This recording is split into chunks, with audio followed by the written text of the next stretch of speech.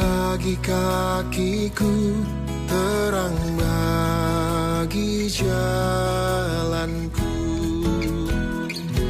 Shalom adik-adik. Hai adik-adik, apa Shalom kabar? Bapak. Iya, hai juga Kak Febri. Lagi di langit mana Kak Febri? Langit ketujuh. Iya, terlalu tinggi ya. Bang Sam lagi di mana nih? Kok pakai masker? Lagi di luar nih, lagi beli kopi dulu Harus melakukan protokol sambil kesehatan. menikmati senja. Semoga adik-adik yang di rumah juga tetap di rumah dengan kalau mau keluar kayak Bang Sam nih tetap melakukan protokol kesehatan, pakai masker, juga rajin cuci tangan. Tapi kalau nggak perlu-perlu banget adik-adik di rumah aja ya. Bener. Ini abang beli kopi doang kok. Paling 5 menit ya. Pulang kerja beli kopi. Iya. Benar-benar. Oke, sebelum kita mulai dengar cerita kelas Petrus dan Salomo hari ini, kita mau bersatu dalam doa dulu yuk. Mari kita bersatu dalam doa. Iya. Terima kasih Tuhan, Kau telah berkati kami untuk bisa mendengarkan firman-Mu lagi kembali hari ini. Biarpun kami mendengarkan firman secara online, biar Kau berkati kami dari masing-masing rumah kami di rumah Tuhan.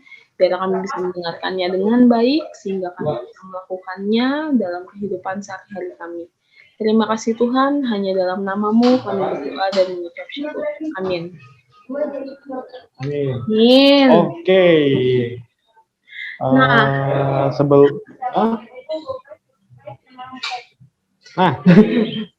Sebelum kita baca Alkitab, abang mau nanya dulu nih Kak Febri. Oh iya, apa tuh Bang? Kak Febri kalau pernah nonton Avenger dong tentunya ya? Pernah banget. Pernah meranin kalau nggak salah ya. Weh. Jadi Black Widow. Soalnya tuh film menegangkan sekaligus sedih Bang. Jadi pasti ingat. Kenapa tuh Bang? Nah, kalau Kak Febri ini dikasih kesempatan buat main di film Avenger, Kak Febri tuh mau meranin siapa? Wah. Black Panther kali ya. Biar bisa pakai yel-yelnya. Yel-yel. Wakanda Forever ya? Iya. Tapi Kak Febri pernah bayangin jadi Thanos nggak?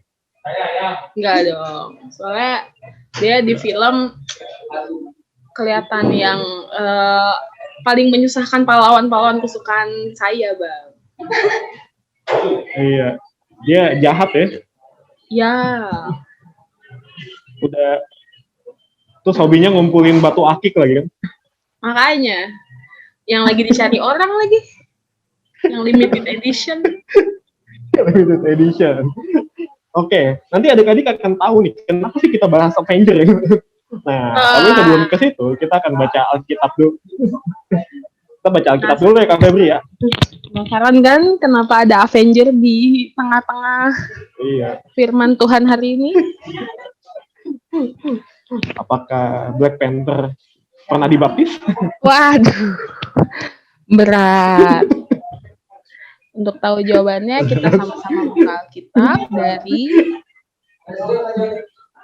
Yesaya 11 ayat 1 sampai 3. Dari siapa dulu Kak Febri? Oke, yang pertama cewek, Kak Febri, kedua Bang Samuel. Oke, Kak. Wah, Bang Samuel berubah menjadi ikan. Oh iya. Karena lagi buka Alkitab. Oke. Gak apa-apa ya, Bang Samuel. Oke, kita mulai dibacakan oleh kakak guru dulu ya. Jadi adik-adik di rumah bisa baca sendiri. Raja damai yang akan datang. Suatu tunas akan keluar dari tunggul Isai, dan taruk yang akan tumbuh dari pangkalnya akan berbuah.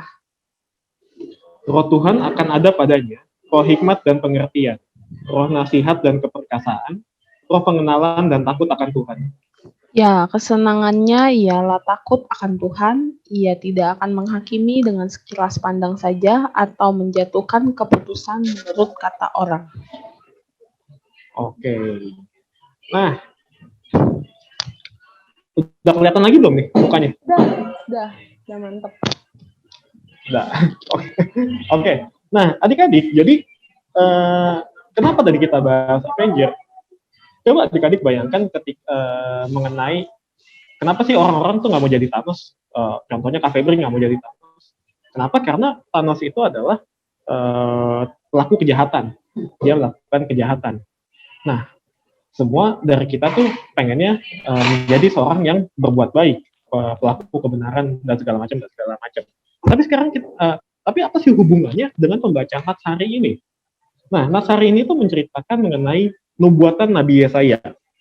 Jadi kalau adik-adik baca kitab Yesaya 1 ayat kitab Yesaya pasal 1 sampai 39 itu menceritakan nubuatan sebelum bangsa Israel jatuh ke dalam pembuangan. Kenapa bangsa Israel jatuh ke dalam pembuangan? Karena mereka melakukan dosa. Mereka menyembah berhala, mereka menyembah Allah lain. Dan kalau kalian perhatikan bangsa Israel, dan kalau kalian baca, bangsa Israel itu mencoba untuk menyogok Tuhan dengan cara apa? Mereka berbuat dosa tapi tetap ngasih persembahan. Mereka kira dengan mengasih persembahan Tuhan akan senang. Nah, itu adalah contoh ibadah yang palsu. Karena itu Tuhan sangat marah kepada bangsa Israel dan menghukum bangsa Israel. Sehingga bangsa Israel jatuh ke dalam pembuangan. Nah, tapi walaupun begitu, Tuhan tetap baik kepada bangsa Israel. Baiknya di mana adik-adik? Baiknya adalah walaupun bangsa Israel nggak minta maaf, nggak berjanji bertobat atau segala macam, Tuhan itu menjanjikan penebusan loh. Itulah yang kita baca di Yesaya 11 ayat 1 sampai 3 ini yang akan nanti dibahas lebih lanjut oleh Kak Febri. Hubungannya apa sih dengan Avenger? Sekarang begini adik-adik. Kalau kita merenungkan tindakan kita sehari-hari, mungkin kita merasa bahwa saya udah baik kok bang, saya udah baik kok kak, saya rajin menabung gitu atau segala macam. Tapi kalian pikirkan bahwa kita tuh baru bisa nyadar betapa mungkinnya kita berbuat jahat ketika kita membayangkan menjadi orang yang jahat seperti Thanos. Kita tuh ada kemungkinan adik-adik setiap dari kita nggak menutup Kak Febri untuk melakukan dosa. Karena banyak godaan di dunia ini. Dan kalau kita mau jujur terhadap diri kita masing-masing adik-adik, mungkin dari kita ada yang setiap hari itu masih melakukan dosa, tapi kita merasa, cuman itu doang kok. Contohnya apa? Cuman males-malesan kok, nggak merugikan siapa-siapa. Cuman bohong-bohong kecil kok, nggak merugikan siapa-siapa. Cuman nyontek kok, nggak apa-apa. Padahal dosa-dosa tersebut itu sangat merugikan, sangat membahayakan. Apalagi ketika kita merasa bahwa dosa itu lama-lama nggak ada salahnya, seperti yang dilakukan oleh bangsa Israel. Bangsa Israel tuh lama-lama merasa bahwa dosa ini nggak ada salahnya kok, buktinya hidup saya makmur. Yang penting saya ngasih persembahan. Yang penting saya rajin ke gereja. Yang penting saya latihan paduan suara, saya latihan Natal segala macam. Itulah yang terjadi ketika kita membiarkan dosa.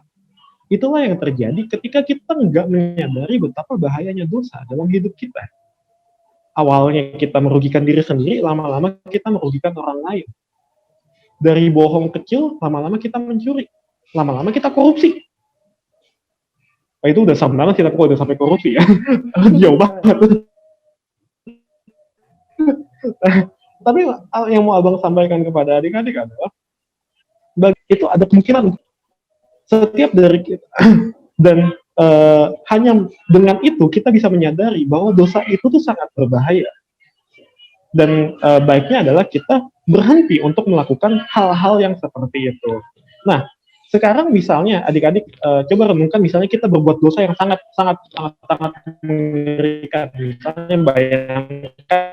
Misalnya Kak Febri membayangkan kalau membunuh orang gitu. Nah, Kak Febri mau shock. Bayangkan Kak Febri tuh ngebunuh orang. Apa yang Terus Kak Febri akhirnya menyadari bahwa itu tuh sesuatu yang sangat salah. Ya. Apa yang Kak Febri harapkan dari keluarga korban? Saya yang bunuh, saya mengharapkan apa kepada korban? Iya, keluarga korban. Oh, keluarga korban. Memaafkan kesalahan saya. Wah, tentu itu kan. Makanya orang tuh kalau ditangkap nangis-nangis segala macam ya karena dia mengharapkan untuk diampuni. Sama seperti Jering kemarin kan pas divonis mukanya tuh sedih banget gitu. Banget. Nah, tapi tapi bayangkan adik-adik bangsa Israel itu nggak minta maaf. Nabi Yesaya itu ngasih tahu, "Woi bangsa Israel, kalian itu akan dihukum segala macam karena tindakan kalian yang jahat." Apakah bangsa Israel minta maaf? Enggak, saat itu bangsa Israel nggak langsung minta maaf. Tapi apa yang dilakukan oleh Tuhan? Tuhan ngasih tahu lagi ke Nabi Yesaya bahwa habis pembuangan itu, habis hukuman itu, akan ada penebusan, akan ada keselamatan. Bayangkan adik-adik, itulah kasih yang sangat besar. Ketika kita sadar bahwa kita bisa berbuat jahat yang sangat luar biasa, tapi di satu sisi, Tuhan siap mengampuni kita, mestinya kita bersyukur akan hal itu, dan mestinya kita memperbaiki diri kita. Nah, itu adalah latar belakang kisah ini dari apa? Maksudnya ini adalah latar belakang cerita ini mengenai dosa dan kasih Allah. Nah, Kak Febri akan melanjutkan adik-adik mengenai bagaimana rancangan Tuhan itu. Iya, benar. Jadi latar belakang kitab ini memang sebenarnya karena ada suatu bangsa yang melakukan kesalahan sehingga Tuhan menjanjikan keselamatan, penyelamatan atau pengampunan. Nah, di sini juga kita diingatkan kembali bahwa di ayat ini pada saat itu 2000 tahun yang lalu ya berarti Bang? Atau berapa tahun yang lalu? Lebih Kak Febri itu sekitar 2700 tahun yang lalu. Nah, pada saat itu Tuhan datang untuk memberikan penyelamatan atau pengampunan kepada bangsa itu.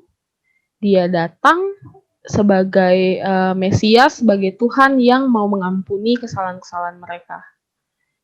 Nah, betul. Gitu juga kita sudah di akhir minggu bulan November dan menjelang awal bulan Desember, kita akan merayakan yang dinamakan namanya Minggu Advent pertama, Bang. Nah, Minggu Advent pertama ini sering dibilang adalah minggu penyambutan kedatangan Mesias atau Anak Allah. Nah, disitulah kita diingatkan kembali bahwa kesiapan kita, apa sih yang udah kita siapkan untuk kedatangan si Mesias itu, dan kedatangan Mesias bukan untuk menghakimi kita, ya Bang, seperti yang tadi Bang Sam bilang. Betul. Walaupun kita berbuat dosa, seperti contoh tadi kecil, kita tetap ibadah, tapi di luar itu kita juga tetap berbuat dosa. Tuhan datang bukan untuk mengintimidasi kita, tapi Tuhan datang untuk memberikan penyelamatan kepada kita agar kita dilepaskan dari hukuman. Nah, makanya judul perikopnya adalah Raja Damai. Raja Damai. Benar, Raja Damai yang akan datang. Nah, di Alkitab ini dibilang, Bang, di ayat kedua, Roh Tuhan akan ada padanya. Maksudnya, Mesias, Tuhan yang datang pada saat itu akan ada roh-roh yang ada pada dirinya. Rohnya apa aja sih, Bang? Banyak di situ. Ada roh hikmat, roh pengertian, roh nasihat dan keperkasaan, roh pengenalan dan takut akan Tuhan. Lalu dibilang lagi di ayat ketiga, kesenangannya ialah takut akan Tuhan. Nah, dari roh-roh yang disebut di Alkitab tersebut adalah ciri dari Mesias yang akan datang pada saat itu dan yang nanti juga akan datang. Nah, kita pun sebagai anaknya juga dimampukan untuk bisa memiliki roh tersebut dengan apa tadi, ya selain ibadah juga bukan meminimalisir sih ya. Kalau bisa jangan berbuat dosa, jangan melakukan kesalahan yang Betul menyudutkan sekali. hati Tuhan. Hmm. Karena Tuhan itu paham benar sebenarnya masalah hidup kita, Bang. Dia tuh memberi kita sesuai dengan kebutuhan kita. Dan itulah kenapa dibilang Raja Damai, karena dia memberi damai sejahtera kepada kita, anak-anaknya yang percaya kepadanya. Iya. Itu sih. Iya. Itu yang tadi Kak Febri sampaikan tuh betul sekali loh, mengenai Tuhan paham betul apa yang kita butuhkan. Adik-adik perhatikan bahwa orang Israel, beberapa orang Israel, bukan beberapa, bahkan banyaknya orang Israel berpikir bahwa Mesias itu tuh pahlawan perang. Raja yang maksudnya raja di dunia, raja untuk memimpin bangsa Israel melawan kerajaan lain. Mereka gak berpikir bahwa Mesias itu datang untuk menyelesaikan masalah manusia dengan dosa. Jadi mereka pikirkan adalah dunia, yang Tuhan pikirkan adalah rohani. Dan itu yang jauh lebih penting, itu yang dibutuhkan oleh manusia. Makanya tadi yang Kak Febri sampaikan itu sangat betul sekali. Tuhan itu paham betul masalah kita apa dan bagaimana cara untuk menyelesaikannya. Nah, seperti yang dibilang Bang Sam, untuk itu di minggu ini, bukan hanya minggu ini sih, sampai seterusnya kita juga harus mempersiapkan diri, mempersiapkan hati kita. Apalagi kita udah mau Natal juga ya, kita persiapkan kedatangan Mesias, karena juru selamat dunia yang kita rayakan di Natal itu adalah kelahiran Tuhan. Karena itu kita harus pertama sih, kalau kata orang-orang ya, kita harus menantikan, persiapkan untuk yang kedatangan 2 kali. Nah, sebelum ke sana, bagaimana respon kita untuk di Natal tahun ini? Walaupun Natal tahun ini kita online, Bang, bukan berarti kita harus mengenyampingkan persiapan-persiapannya seperti kemarin kelas Salomo Petrus, apa ya Bang performnya Bang? Wah, perform ini drama tentang penghakiman terakhir. Wah, berat banget. Waduh. Drama Natal dari awal penciptaan ya sampai pada akhirnya. Iya. Nah, di situ justru kita yang harus mendalami lebih lagi apa sih arti Natal itu kepada diri kita di masa pandemi ini. Betul sekali. Gitu. Bagaimana kita bisa tetap punya harapan karena Tuhan pasti menolong kita, memberi kita damai sejahtera. Amin. Oke, adik-adik, demikian cerita kita hari ini. Semoga kita terus berpengharapan, yakinlah bahwa pandemi ini pasti berakhir. Amin. Dan selamat mempersiapkan hati kita untuk Natal. Mari kita satu dalam doa. Bapa yang kami sapa dalam nama anak-Mu Tuhan Yesus Kristus, terima kasih Bapa atas penyertaan-Mu sepanjang pembacaan firman kami pada hari ini. Bapa, kami berterima kasih karena Engkau sangat mengasihi kami, Engkau rela mati untuk kami, untuk menebus dosa-dosa kami. Terima kasih Bapa, dan pimpin kami Bapa untuk meneruskan kasih-Mu kepada sesama kami, kepada semua orang, agar orang-orang dapat melihat kasih-Mu dalam diri kami, dapat melihat diri-Mu dalam perbuatan kami. Kami juga mau berdoa Bapa untuk dunia ini, untuk negara ini yang sedang dilanda oleh pandemi virus corona. Bapa yang berkati, Bapa yang pulihkan bangsa ini, Bapa yang tolong pulihkan dunia ini. Terima kasih Bapa. Kami akan berpisah, kami akan melanjutkan kegiatan kami masing-masing sekarang. Hanya dalam nama anak-Mu saja Tuhan Yesus Kristus kami telah berdoa dan mengucap syukur. Amin. Amin. Amin. Selamat hari Minggu adik-adik. Selamat hari Minggu. Terima kasih Bang Sam. Terima kasih adik-adik. Terima kasih Kak Febri. Terima kasih adik-adik.